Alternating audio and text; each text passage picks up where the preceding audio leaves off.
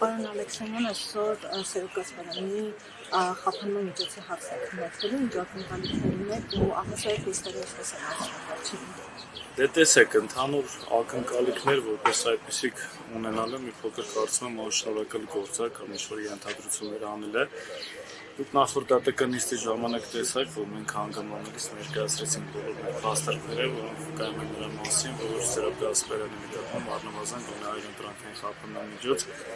տնային կալանքը պետք է կիրառվի, արդեն բավականին երկար ժամանակ վերջինս գտնվում է անազատության մեջ եւ պետք է հստակ արձանագրենք, որ անօրինական է գտնվում անազատության մեջ,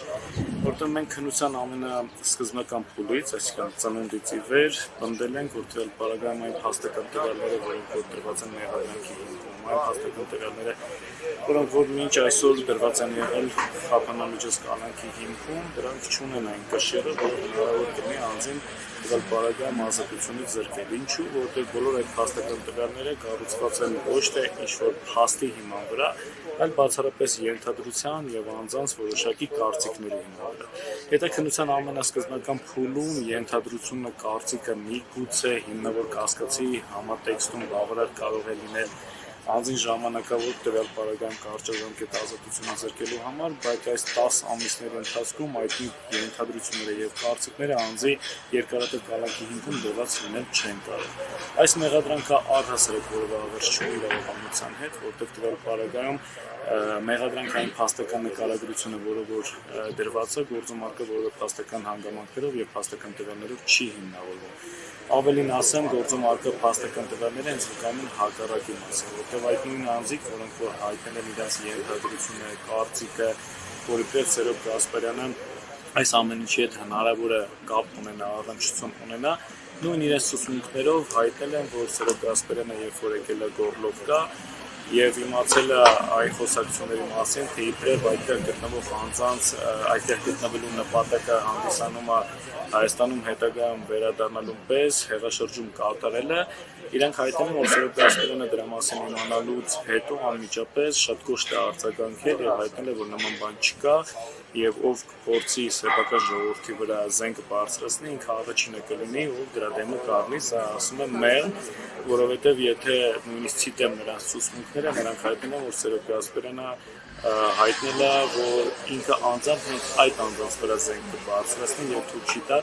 որպեսզի սեփական ժողովրդի վրա որևէ մեկը զենք բարձրացնի։ Ես կարծում եմ, որ այդ փաստական տվյալները հենց վկայում են նրա մասին, որ Սերոբ Գասպարյանը ոչ միայն առնչություն չունի այդ խոսակցությունների հետ, ոչ միայն առնչություն չունի,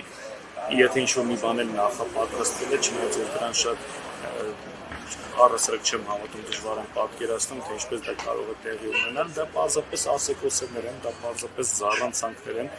ինչ-որ անձանց կողմից անհասկանալի վարած խոսակցություններ են, որոնց առնչությունը Սերոբ Գասպարյանի հետ այս գործում առկա փաստական տվյալներով առհասարակ չի կապվում։ Ինչ վերաբերում է խափանման միջոցին, տեսեք, ըստ էության դատարանը իր որոշմամբ արձանագրել է, որ քննությանը խոչընդոտելու հիմքը կա եւ քանի դեռ վկաները հարցականված չեն կամ դրանցից գոնե մի մասը,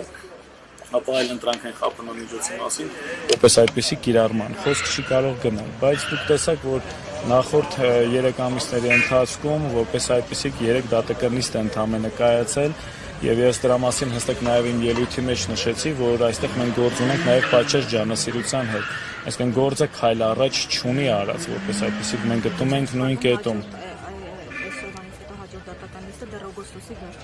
Այո, օգոստոսի վերջում է լինելու, որտեղ հուլիս ամսին դուք էլ լսեցիք դատարանը հայտնեց, որ գտնվելու ամենամյա արձակուրդում եւ ըստ էության մենք եւս կարող ենք ֆիքսել արձանագրել, որ օգոստոս ամսին, երբ որ առաջի ԴՏԿ-նիստը կգումարվի, մենք եւս քայլ առաջ չենք ունենալու, մենք մնալու ենք նույն կետում, իսկ որն է այդ նույն կետը, դա զերոյական կետն է։ Եվ որ նորից առաջանա խափանման միջոցի քննարկման անհրաժեշտությունը, մենք կրկին արդյունավետ դրա քննարկումը որպես այդպիսիք չենք ունենալու եւ ունենալու ենք մի իրավիճակ, որ պարոն Գասպարյանի կալանքի ժամկետը մեխանիկորեն պարզապես երկարաձգվելու է։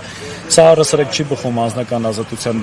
իրավունքի բուն էությունից եւ տվյալ պարագայում արդեն աներկբա անհրաժեշտությունը կալանքի երկարատև կիրառման ես պարզապես որպես պաշտպան չեմ տեսնում։ Ես եմ շնորհակալ։